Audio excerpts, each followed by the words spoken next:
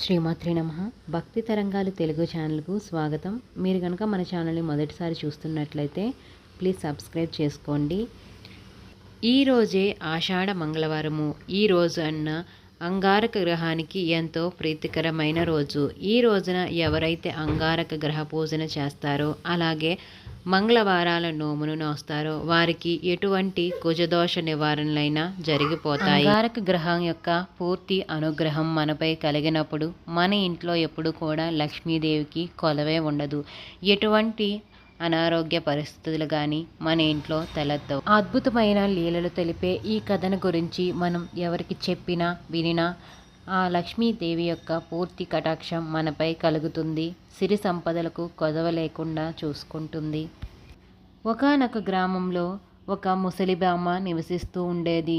ఆమె అన్ని గ్రహాలలో కల్లా అంగారకుడే గొప్ప దైవమని నమ్మి ఆమె ఎప్పుడు కూడా మంగళవారాల నోములు నోచుకుంటూ ఉండేది. అందువల్ల మంగళవారం నాడు ఆమె ఇల్లు తుడవటం, అలకటం, తలంటుకోవటం లాంటివి చేసేది కాదు.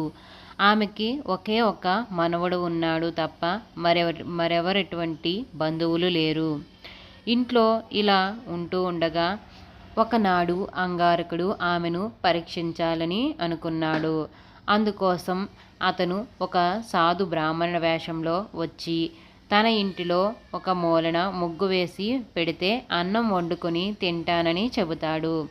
అప్పుడు ఆ ముసలిది ఒప్పుకోలేదు. కానీ ఆమె భయపడుతుంది. మంగళవారం పూట వచ్చిన అతిథిని అంగారకుడితో సమానంగా భావిస్తుంది.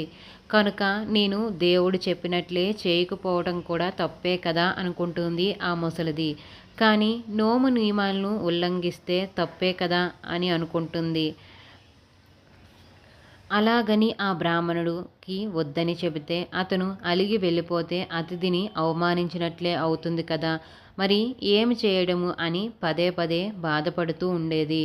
అది చూసిన ఆ మాయా బ్రాహ్మణుడు, పోని ఒక పని చెయ్యి, నీవు నీ నియమాలను ఉల్లంఘించవద్దులే, కానీ నీ మనముడిని బోర్లా పడుకోబెట్టు, నేను వాడి మీద పొయ్యి పెట్టుకొని వండుకొని తింటానన్నాడు.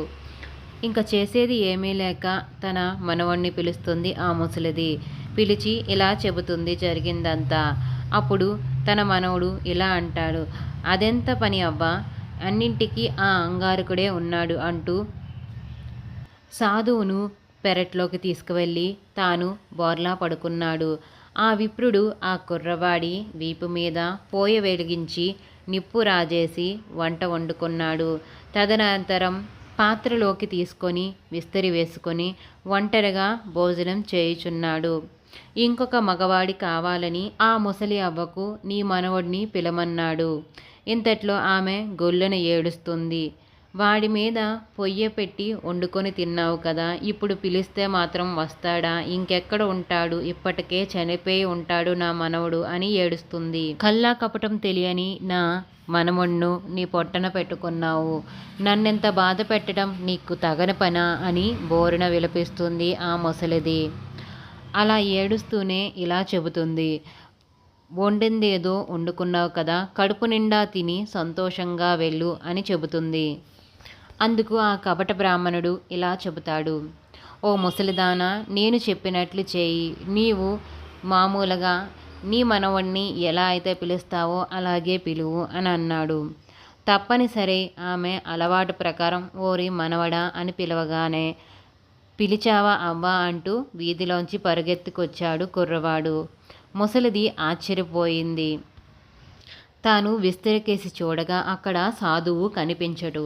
అప్పుడు ఒక ఆకాశవాణి విలపడుతుంది. ఇలా పలుకుతుంది ఆకాశవాణి, వృద్ధురాలా, నేను అంగారక దేవుణ్ణి, నీ భక్తిని పరిశీలించాలనే వచ్చాను. నా పరీక్షలో నీవు నెగ్గావు. ఇక నుంచి నీ మనవడు దినదిన ప్రవర్ధమానంగా పెరిగి సిరి సంపదలతో భోగభాగ్యాలతో వర్ధిల్లేలా నేను చేస్తాను అని చెబుతాడు. అప్పుడు ఆ ముసలిది తను చేసిన అంగారక పూజలకు ఆ అంగారక దేవుడు ఎంతగానో సంతృప్తి చెందాడని, తాను అడిగిన వరాలను ఇచ్చాడని ఎంతగానో సంతోషిస్తుంది.